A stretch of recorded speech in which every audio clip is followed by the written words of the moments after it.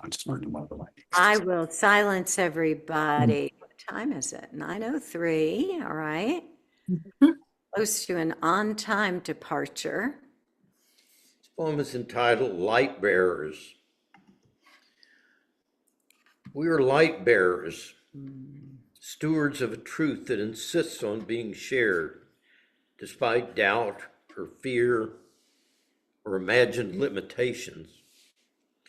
We spread the flame by teaching or by growing still, by daring to be outrageous and dancing beneath the full moon, or by holding a friend in need and taking part in life's normal routines. This is our message. Hope encoded in each cell, each loving thought, each time we reach out to one another.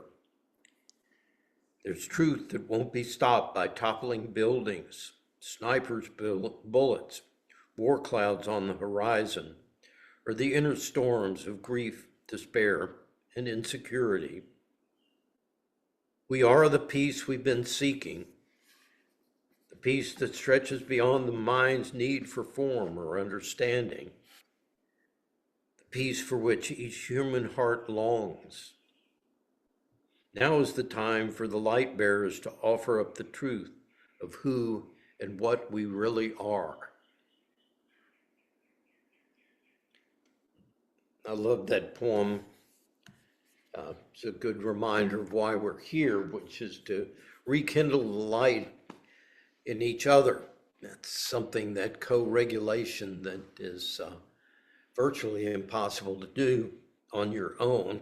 You can do quite a bit. I always say that I'm a theological Unitarian and a spiritual Trinitarian. The first place that I discovered the sacred was in nature, which I call God the Father, that orderliness. I lived in a very abusive, chaotic home, and I could go out there in nature at a creek at the end of the block and find peace regardless of what was going on at home.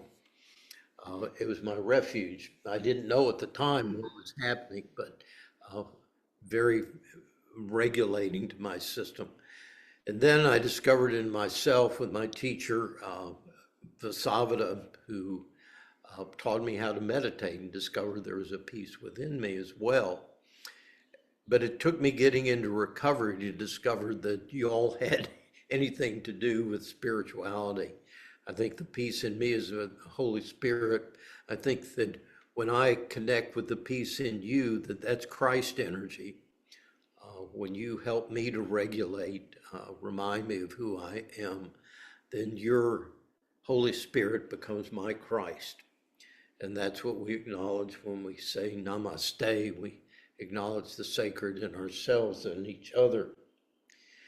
Today, what I want to talk about is something, as I look at the screen, I think that I see a very large gathering of people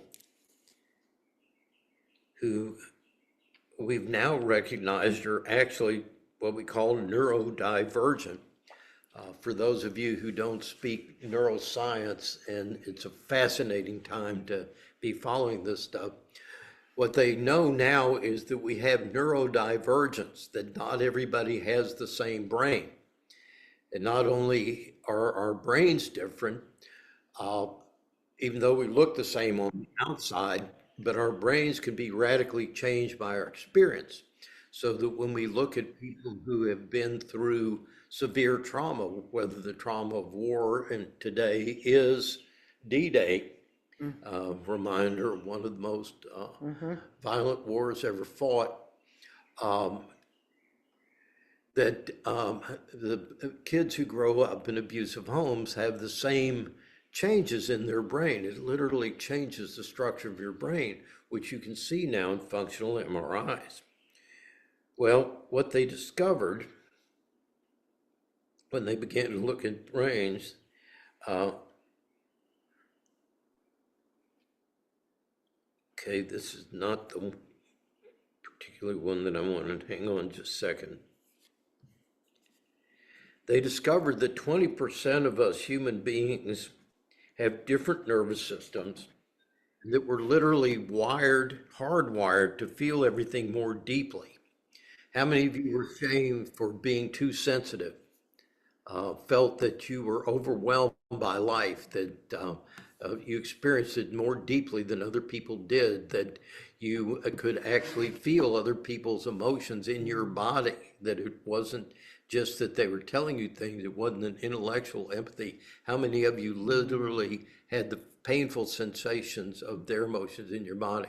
Have I got anybody out there who can relate to this? Well, in Stony Brook, researchers put highly sensitive people in functional MRIs. Compared to non-sensitive people, their brains showed dramatically stronger activation in the areas of the insula. The insula is the part of your brain where you do emotional processing and have emotional awareness. And in the mirror neuron system, the mirror neuron system is interesting because that's where you literally do feel other people in your body. I have this thing where when I watch high jumpers in the Olympics and their legs go up, my leg kicks up too. That's part of the way these mirror neurons work. So we have a different hardware. We literally have different brains structured differently than the other 80% of the population. It's found in over 100 species. Okay, let me go back. I'm going to read this on a different thing. It's been identified in fish, primates, rodents, which indicate that this is not an evolutionary glitch. It survived evolution across millions of years because it served a purpose. These sensitive organisms notice the threats that others miss. They detect the shift in the environment before it actually becomes a crisis. People like us, the highly sensitive people, read a room at a resolution that other 80% doesn't operate at. Regardless of what you've been told, it wasn't a weakness. It was a survival strategy that got labeled as one. The scan showed something else. When highly sensitive people looked at a photo of loved ones who were happy, their brains lit up more intensely than when they were viewing sadness. So the strongest activation wasn't in the pain region, it was in the reward regions. Sensitive people don't just hurt more, they experience joy, beauty, and connection at a volume that the majority of the population never access. There's a line that Hermann Hesse has in his book, Journey to the East, where he says, I've been many wonderful places, traveled the world, had all these experiences, he says, and I go back and I try to talk to the people in the fields about what I've experienced, but their inexperience gives little credence to my song. I love that statement. Inexperience gives little credence to my song. People who don't experience empathy at that level don't understand the empathy that we feel. People who don't get overwhelmed by the beauty of a painting or a sunset, literally their brains aren't structured to have that experience.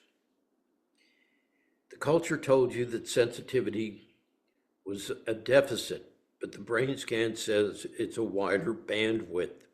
You're not receiving too much signal. Everyone else is receiving too little. But here's the cost. A brain that processes everything more deeply also gets overstimulated faster. The same system that detects the subtle shifts in someone's voice also absorbs the chaos of a crowded room. The same wiring that makes music feel like a spiritual experience makes conflict feel like a car crash. You really weren't being dramatic. You were processing at a resolution your environment wasn't designed for. A nervous system that was tuned to pick up everything will also be exhausted by everything. That is not a flaw in the design. It's simply a price of the design. So we're running on a nervous system most people don't have the hardware to understand. Our brains are different. And one of the things in being a Unitarian that I always used to say, since we didn't have a creed, is that we're basically preach tolerance because difference does not mean less than. So when we're studying meditation and we're learning about the non-judgmental mind, and we say that the universe is compassionate, what we mean is the universe does not judge. The brain that you have was brought into being by the universe, and not by accident, brought in by design. So one of the first things that we need to understand is we need to let go of the shame that we carry because of the sensitivities that we carry. We also need to understand that how many of you ask the people that you're with, are you happy? Are you happy? Are you happy? This is one of the things we do because when your brain gets happy, my brain gets rewarded. And it's something that's more than the simple dopamine of people pleasing. This is not simply an act of fawning or a defense mechanism. It literally is trying to create an environment around us in which our brains can find safety. And we find the greatest safety in being around people who share our joy, who respond to us with joy. Does that make any sense? So when we say that we're light bearers, part of the reason we come is because even though the stuff we deal with is the pain we're carrying for being in a world that we feel intensely, seeing other people's faces light up in response to that, like my clients, one of the things I have to say is they'll tell me something and I'll start grinning. And the reason I'm grinning is not because I'm laughing at what they're saying, it's because I know the way out of the hell that they're in. And I know I'm going to get to jump in a minute and help them shift, help them regulate their system. And that gives me a tremendous amount of joy. That's really a spiritual thing rather than simply a codependent thing. So there's a downside to that too. And this little guy is one of my favorites.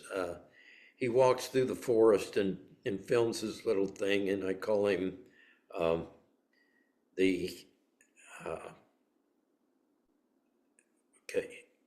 That goes fine, and you still leave completely wiped out. There is a real physical reason for that. Researchers who study how people connect have found that two nervous systems in the same room start syncing up. Your heart rate, your breathing, even your stress chemistry drift into line with whoever you are sitting across from without anyone trying. Your face quietly mirrors theirs, which feeds their inner state straight into your body. So when you are around someone wound up, anxious, or running low, your system tunes to match them, then burns your own energy trying to steady it. You leave drained because your nervous system just spent the whole visit regulating someone else's. And the more open and tuned in you are, the harder you sink, which is why the calm ones get wrecked by the chaotic ones. A steady baseline is what lets you sit beside someone's storm without getting pulled in. And building that baseline is the whole point of the Neural Reset Protocol. Tap the link in my profile. You know that one person you see? Okay, so I don't know if you got that.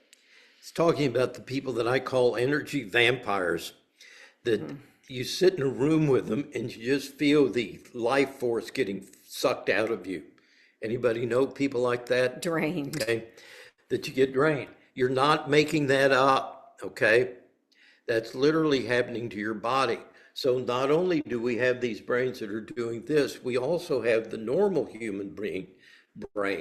And part of what happens with our brains is the minute that you walk into a room with someone, and this is the disadvantage of being spread out the way we are, we don't get to take advantage of each other's calmness that we carry in our bodies. So this is the opposite of the good side. This is the downside again of where we are, is that your brains literally sync up with another person.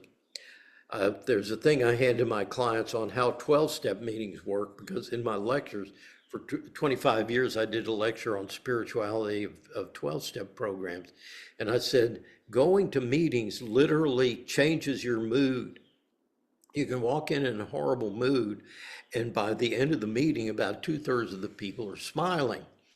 And what's happening is that our limbic systems begin to regulate. Not only do the limbic systems regulate, but if you're in an office building with people and you're in close proximity, within 2 hours, your brain waves start syncing.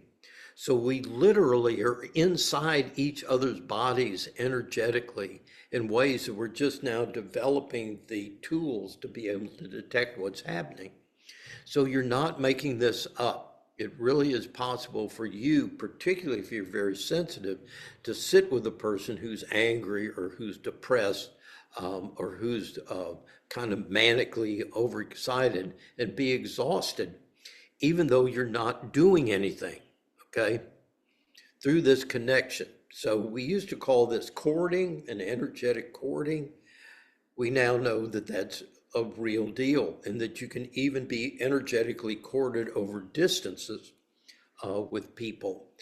For example, how many of you start thinking about a person who is physically distant from you, but you know they're going through a hard time, and you tune into them and you begin to feel your energy drained, even if they're not physically present, okay? You're not making this shit up. So today what we're going to do is to do a meditation on how to protect yourself, all right? Number one thing to get across to you, you need to have boundaries. Boundaries are absolutely essential to doing your spiritual work. We tend to think that spiritual people are open and universally available to anyone who comes to them, and this is not true. When you look at Jesus, he's got a thing where someone touches his garment, and he says, "Who touched me? I felt my power depart. I felt my spirit depart." He was saying, you don't take my energy without my permission, all right? Now, what is a boundary? A boundary is a semi-permeable membrane. It's not a wall. What most of us have developed is internal walls or external walls against the world to protect our sensitivity. The problem is that you're safe, but you're drained because you can't take in the negative energy, but you also can't take in the positive energy. So the question is, how do I create a situation where I am able to take in the positive energy, but block the negative energy, the stuff that's going to drain me? So today we're going to look at your aura. You have an aura, all right? Your koshas. You're like a little Russian doll. You've got all these layers. And the people who work with me know I'll take my hand, I'll have them lay down on the table, and I'll put my hand about 5 feet out, and I'll begin to move it close, and I'll say, tell me when you feel the energy shift, feel warm, feel pressure. And when they first feel it, I say, open your eyes. They always look about here, and then they go, whoa, it's way out here. Yeah, you literally extend that far. You can feel it in your body from this far. And then I'll take it down and we can identify the shifts as we move through these different layers. This thing is also a wonderful protective device. And what we're going to do is to see a way to attune to it like the membrane of a cell. So by consciously activating that and putting yourself in tune with your energy system, you can free your mind up. I now don't have to constantly see my defend myself from a threat, which is one of the things our highly new design brains do, is look for threat out there. Now I can relax my mind and still have something that will alert me, like an early warning system, so that I can shut her down like the Batmobile. And then as soon as the threat's gone, take the shutters down and go back to my vulnerability. Is this making sense?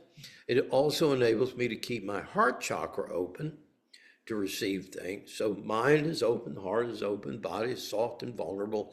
And yet, just like Jesus, I can feel that sense of someone sucking energy out of me without my permission, and I can begin to close to that direction. So we'll come back to this a little bit later. So I think it'll make more sense as we go through the meditation. So homie, bang a gong, get it on.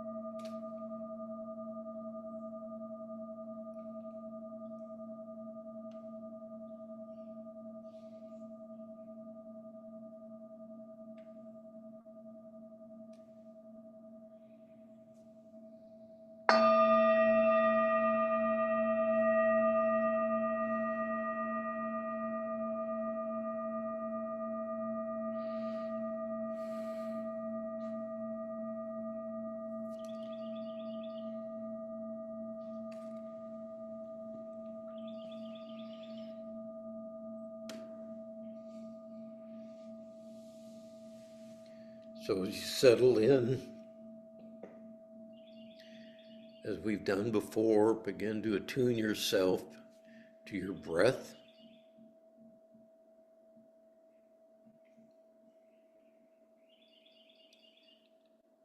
With the awareness that the sensations that you're feeling is the way your body relates to the life force energy that sustains you.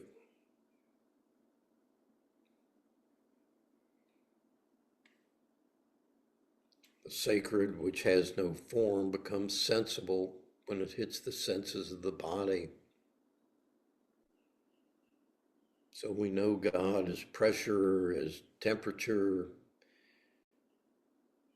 as interoception, as movement, vibration.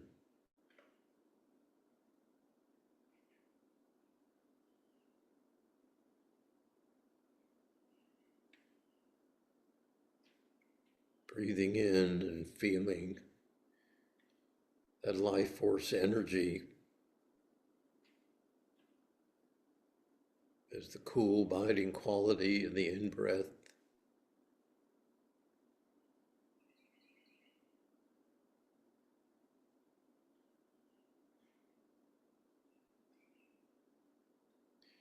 And feel the breath as it impacts your energetic core.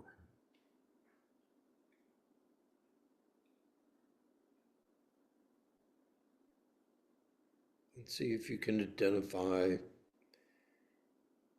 the place where you experience energy collecting in your body.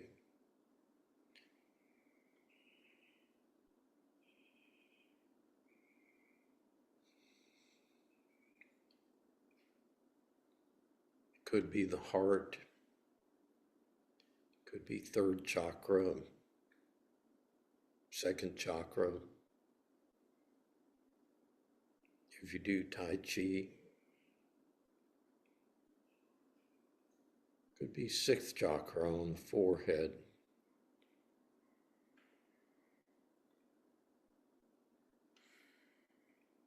But notice how when you inhale, that center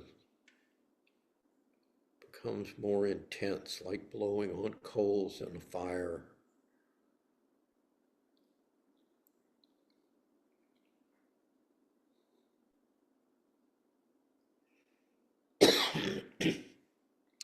Notice that when you exhale, that energy begins to move out from the center towards the periphery of your body.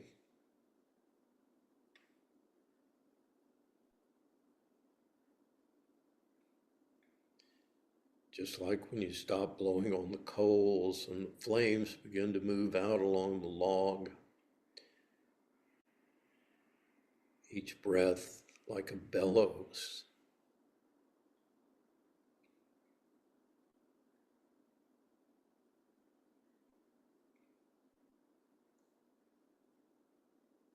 Churning the energy in your body.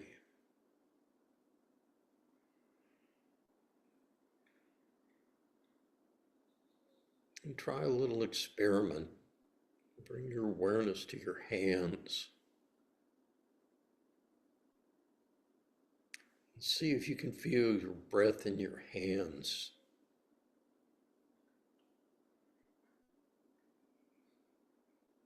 As you breathe in, can you feel the increase in pressure or tingling?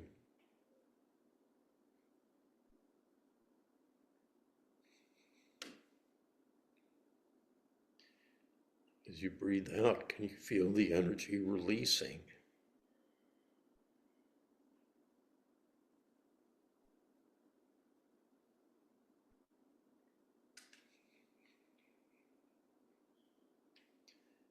Maybe surprised to feel that you can breathe through your hands, through your feet.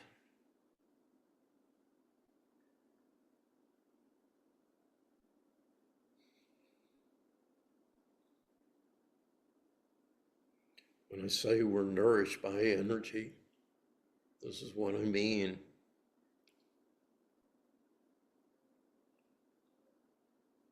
softening your body to receive this energy, bringing awareness to it, which intensifies it. Feeling those amazingly delightful and sensual sensations of feeling the breath in the hands and the feet, as well as the nostrils.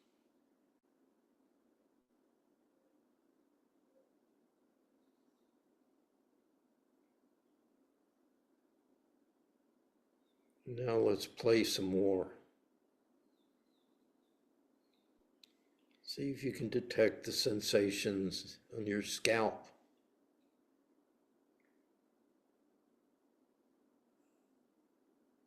Can you feel the effect of the breath on the scalp? The 1,000-petal lotus.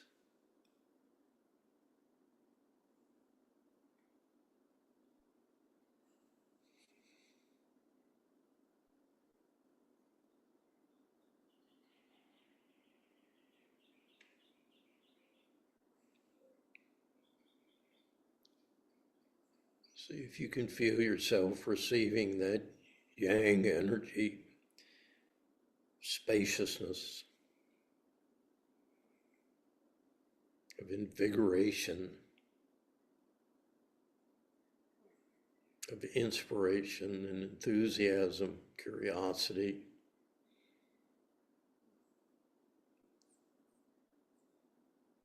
These aren't emotions, these are the energy of life.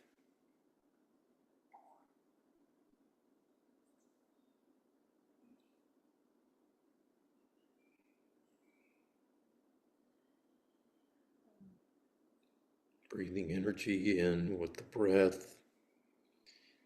If you can, through the hands and the feet, through the crown chakra.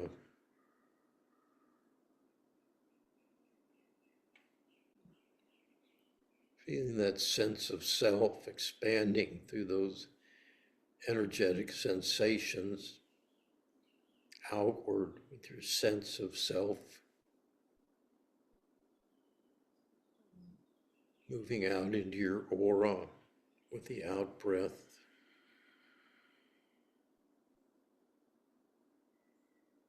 Feeling that expansiveness, feeling the energy field around yourself, your aura.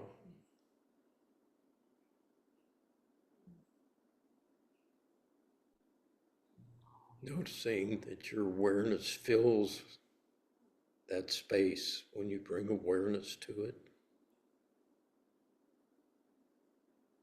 As Father Kennedy tells us, you extend as far as your eyesight goes.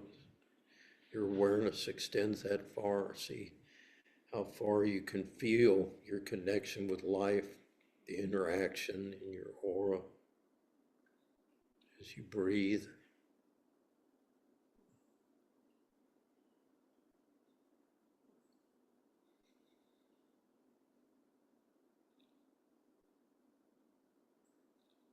And now attune yourself to first chakra, your sits bones, your thighs.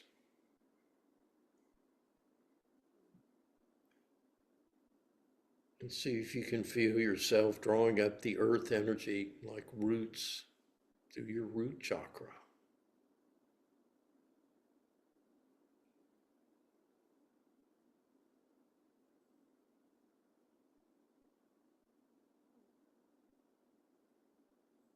I love that sensation of drawing earth energy up through the root and drawing the sky energy down through seventh chakra. The same inhale.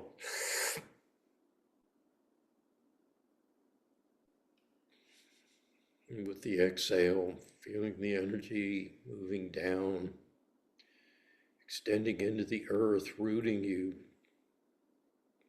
The yin energy of stability, grounding.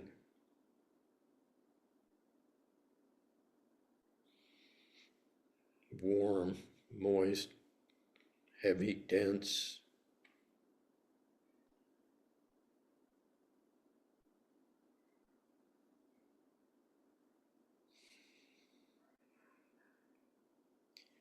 allowing yourself to be surprised by all the different flavors of energy that you're sensing, all the ways you're experiencing it.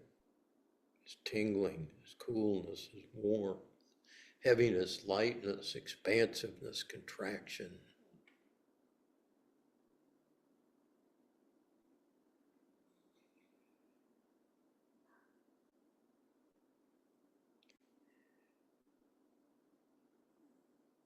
Notice how the breath turns all that energy. With each exhale, redistributes it with a wisdom that your mind will never comprehend, but you can experience with your senses, your awareness. As that rush of energy on the exhale, as all the energy is distributed from the core, like a tree taking the carbon dioxide and sunlight to the roots, taking the moistures and minerals from the root to the leaves,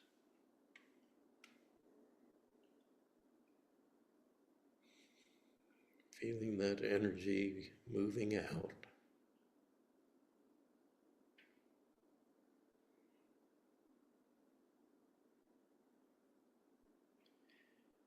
And feel it creating an aura. It gets denser and denser as you bring your awareness to it.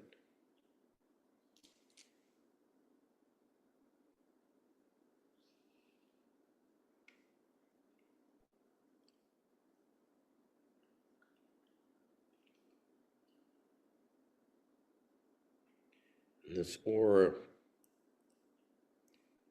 can become like the membrane of a cell.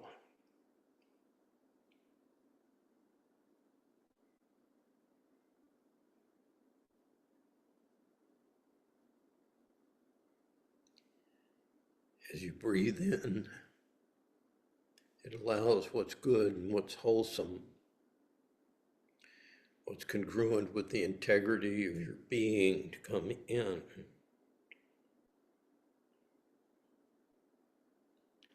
And at the same time, it can give you warnings that there's something that could be dangerous to your integrity.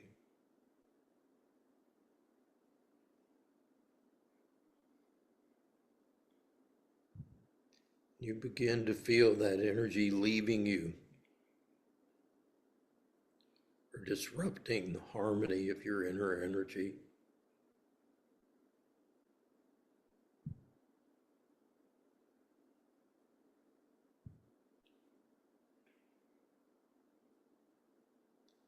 In the meantime, feel this as a protective shell,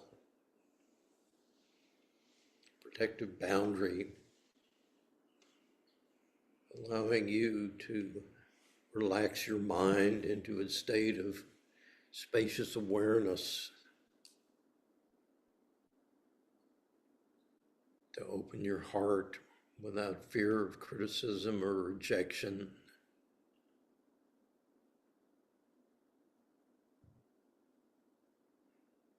The body soft and receptive and alert.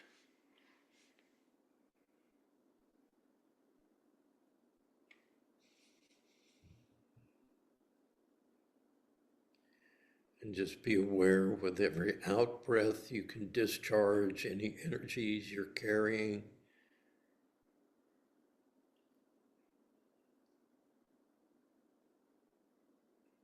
And many times are other people's energies that we've unconsciously taken on as we've constricted against it because we couldn't process it, didn't feel safe at the time.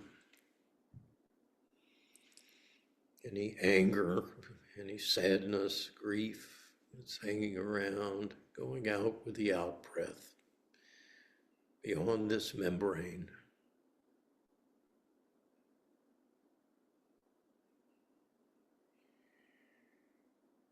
Griefs, disappointments, anxieties,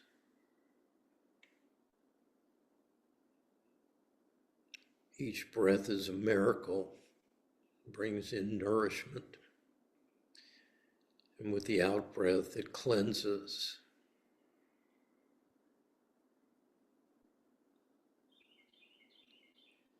As you sit, feel yourself cleansing your energetic world, your energetic bodies, your subtle bodies, nourishing them with each in-breath.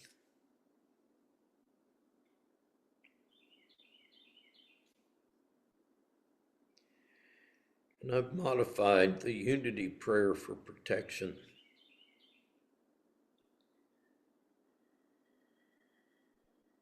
Feel the energy of God surrounding you. Yes.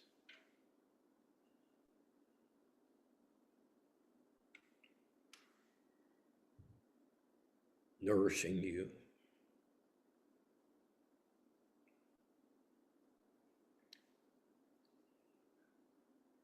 Feel the loving energy of God enfolding you.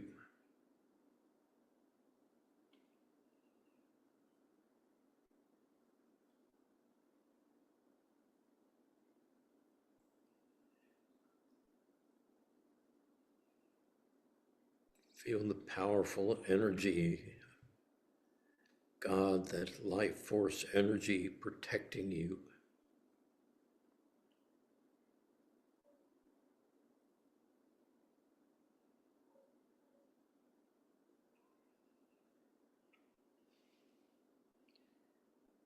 Feel the presence of that awareness in your aura, watching over you.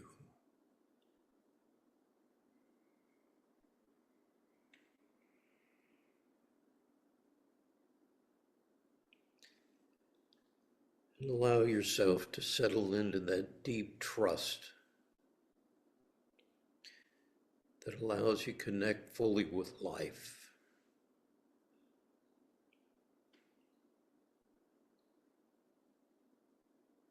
Knowing that wherever you are, God is, the sacred energy is always there. And all is well.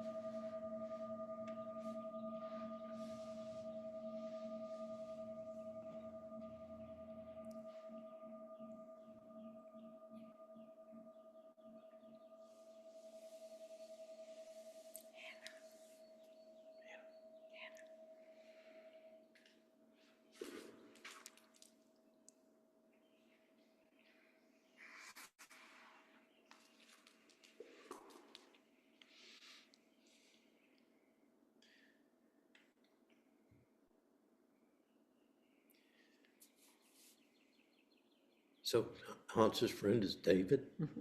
David, this is the point where we have questions, comments. We try to not argue with each other, not argue with the teaching, but direct ourselves towards understanding it rather than whether we agree with it or not. I always encourage listening and understanding before you talk. So, floor is open.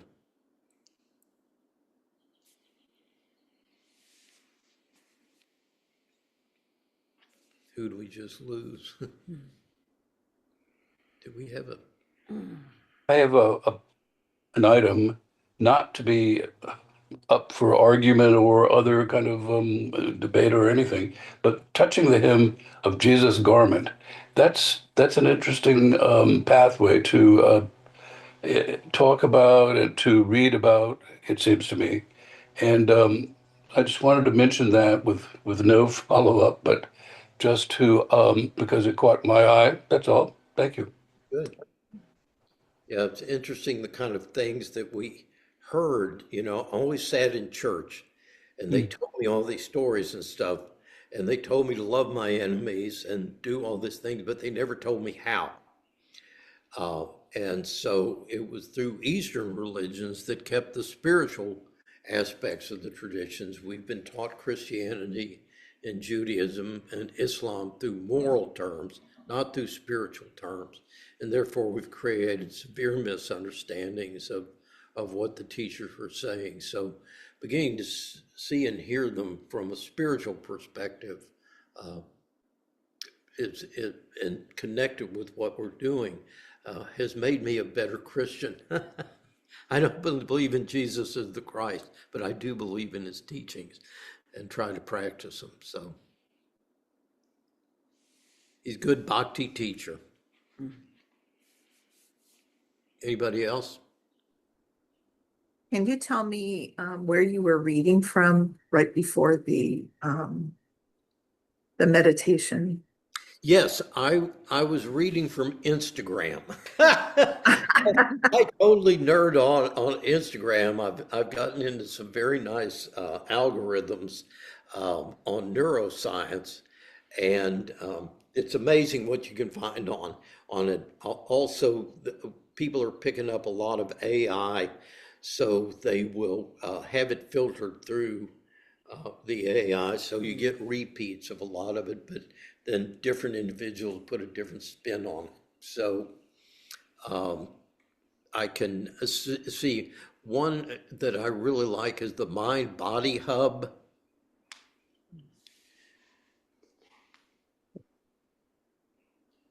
And then I'll try and get a list. I need to get a reading list out to you all, as well as some of the sources I use on Instagram. So you can bypass all the social media aspects of it and really get into it. It's extremely addictive. I'll get on a deep dive, disappear for about 2 or 3 hours, nerding out the stuff. Thank you. Bart, I really loved this meditation. It felt very timely. I've had a lot of opportunity in the last week to be in community with like-minded folks. And yeah, it just felt very, very timely. I've been thinking a lot about the energy that groups can create.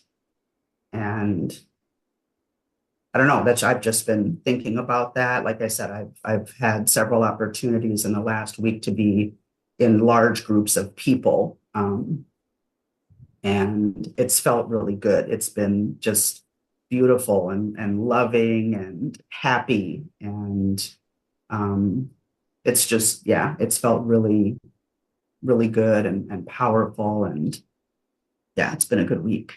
Yeah. And something Adi Ashanti said really it took me on a different direction. He said the seventh chakra wants to open out into the sky like a tree branching out towards the light. And Our first chakra wants to reach into the earth and wants to ground, said, but the heart chakra wants to root in another heart. And the energy that we generate through our heart chakra, when Jesus said, let your light so shine before men, that they see your good works and glorify your Father who's in heaven. What is this light that we're supposed to put on a table on top of a hill and be shining? Well, that's what we were just talking about. We're the light bearers. But that chakra is largely heart chakra. And there's probably no deeper communion with the sacred than when you do a heart-to-heart hug with another person. Literally, to me, that is as close to my mystical experience as I can get and still be connected to my body. The joy, the power, the light, the lack of guilt and estrangement, a sense of worthiness, of hope, all those things is just incredible. So, and speaking of groups, Tiffany, we had a huge group. It was about 200 of us on the stage at Carnegie Hall. And syncing up our voices, but it seemed the whole body was synced. Yeah, that was beautiful. Thank you for sharing that video. yeah, It was, we were one. yeah. Um, It's the same for an vibrational hour. energy. Mhm. Yeah, the orchestra's playing your note, other singers are singing your note. Everything starts vibrating up there like a tuning fork, Mhm. and it's incredible. And that's what we're opening up to as we do this work. The work is that we started out with that openness to life when we were children. And, I would see fields of wildflower when driving in the car, and I'd start crying. It would impact me so much. And the same way looking at clouds and things, my daughter was about 3 years old. We were going up to the pediatrician in Evanston, and she said, Dad, the sun is kissing me. Who says that as an adult except a poet? The sun is kissing me. That is literally the way that energy was resonating in her body.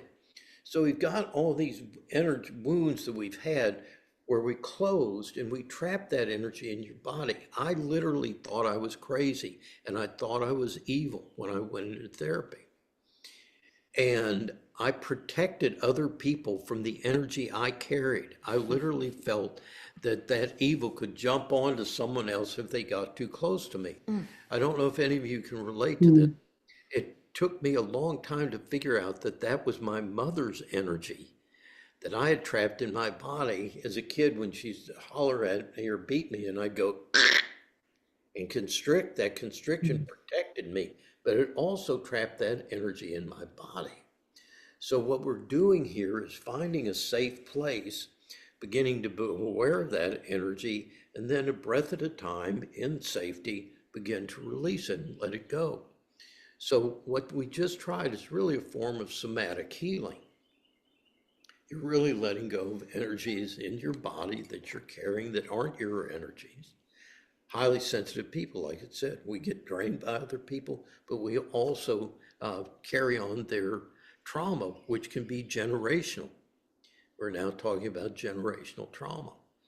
So, what happened to your mother when you were in the womb, you carry in your body now. Okay. It's not a different energy, just like your brain and spinal fluid is your amniotic fluid from your mother. Did you know that? Mhm. Every one of you who's had a child still carries cells from your child in your body. So it's not just energetic. There's no difference between matter and energy. We're interpenetrating each other. One of the things that I liked that you said, Bart, was can you hear me okay? Yeah, here. Yes. Okay. So a lot of times I hear people who don't want to go to a certain place because they're afraid to pick up the energy. And usually that's because their wound is identifying with the same wound in the other person. But if we focus on that aura, that spiritual aspect of ourselves, number one, it's going to heal the wounds inside. It's going to draw them to the surface, but we're also not going to react. We're going to learn how to respond. Right. And with that, it takes back to a lot of the comments you said about the heart, because we often limit the heart as to this idea of unconditional love, but the heart has so much more than, because I don't even know what unconditional love means, but the heart is that place that has the pulse, that just like our breath, that in and out pulse that dives us deeper into the pulse of life and also the pulse of another person. Yeah. And if you've ever been in those kind of embraces, your breath sinks and everything just begins to harmonize. And thank you for that, Hansa, because that's exactly why there's some of my clients on the screen now. I always tell them I get more out of a session than you do. And that's exactly what I mean, is because while I sit there, my wounds come up to be healed. And as I self-regulate, I need to self-regulate to be a healing presence for them. If I'm as upset as you are, some people usually, well, you're not very upset by what I'm saying. I say, the minute I get as upset as you are by what you're talking about, I'm totally worthless to you. You want me to be anchored in a more peaceful place. But then begins to enable them to heal and create that sense of safety. So yeah, and that's the metaphysical community, and I'm not criticizing anybody of that belief, but I really believe that there are ways, that way we never engage the dark places. And having a capacity to sit in that kind of dark energy. I counseled a woman one time who was raised in a satanic cult, and they started sexually abusing her at about 8. She had a baby at 11. They forced her to kill the baby and drink its blood. Okay, when she talked about that, the evil in the room was palpable. That's when I started using this prayer of protection for myself. She couldn't get things out. It would take her a minute to get one word out, because they had told her that if she talked about it through a psychic connection in the blood, that they would know she had told the secret and they would come and kill her and her family. She believed that, and to be able to sit in a room with that feeling was a learning experience that was deeply profound, and it led me in this direction. How do you maintain your presence and your awareness, stay connected to the love that you are, the joy that you are, in the presence of those kind of energies? And this is the best I've been able to come up with. We need these times, because we certainly can't ground in the crowd. Hansa? I was just going to say, part of that's because the evil spelled backwards means live. Right, right. And we can reverse that. Go ahead. If you want to know what I mean by evil, because it's surprising to hear someone who's a non-dualist talk about evil. When we take the powers of life and use it for egoic means, that's evil, period. And in that way, when we try to control life and make it go our way, that's technology, that's religion, that's me wanting God to protect me and smite my enemies and do all these things for me. That's all about me, stepping outside of me and using those energies in harmony with life. So you begin to look at what we did to the environment. We thought that we were not stewards of life, but that we had dominion over, which meant we get to use it for our own particular purposes. And look at all the destruction that we did. That's ego-centered use of our energies to control other people. Patriarchy is evil, okay? Racism is evil. For that reason, I'm trying to turn you into an object dominate you, control you for my own personal ends. Even if I think I'm doing good things, it's still control. It's not why we're here. Okay? No matter how you dress it up, it's still a pig.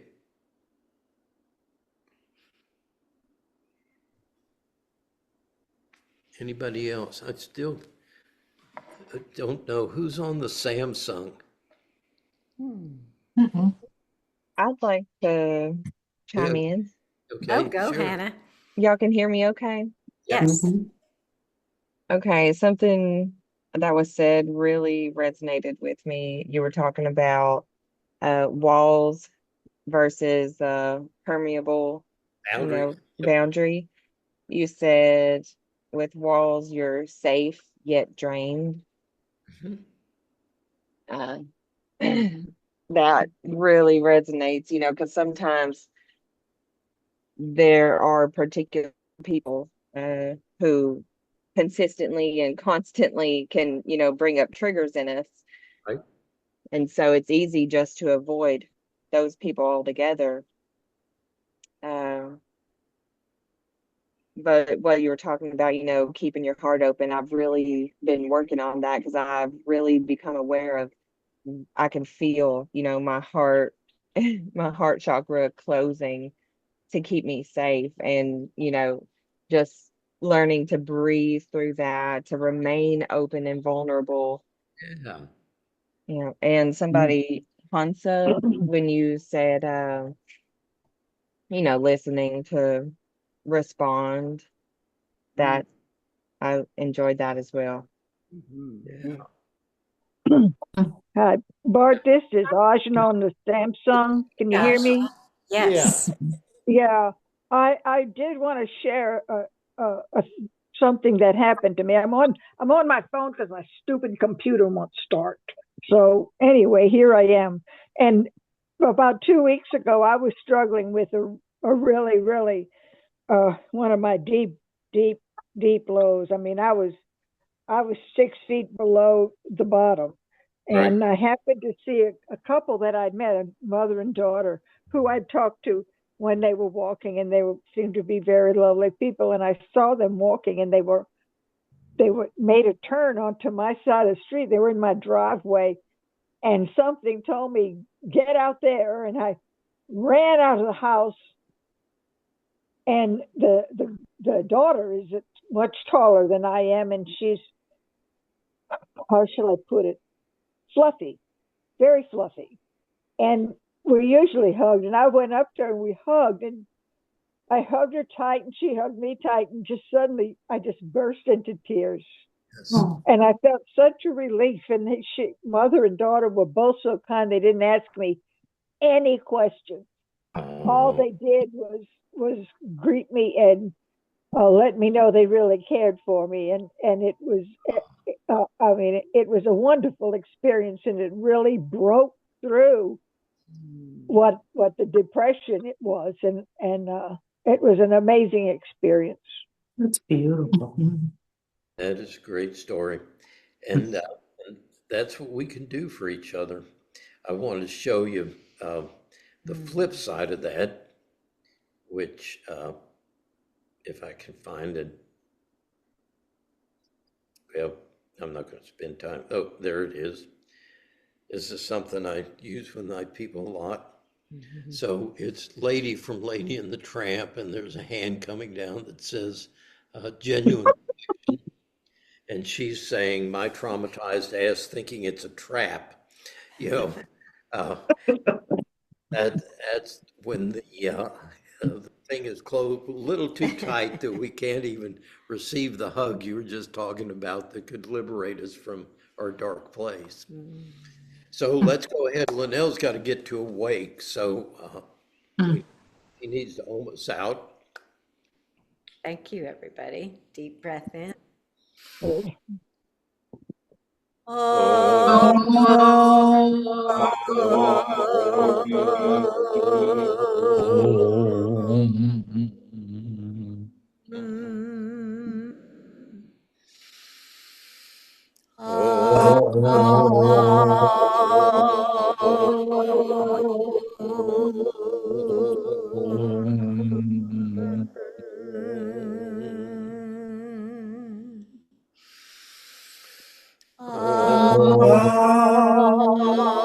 Wow.